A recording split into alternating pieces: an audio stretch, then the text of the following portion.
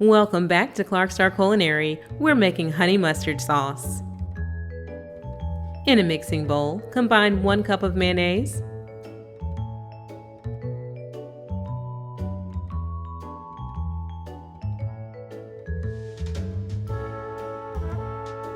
half a cup of spicy brown mustard,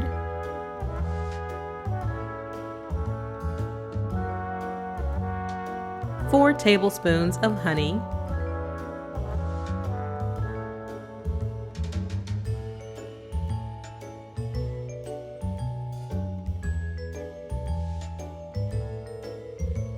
one teaspoon of black pepper,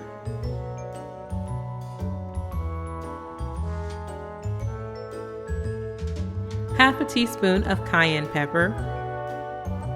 Mix well, and the honey mustard sauce is ready to be used as a dip on your sandwiches and salads. Be sure to store this sauce in the refrigerator in an airtight container.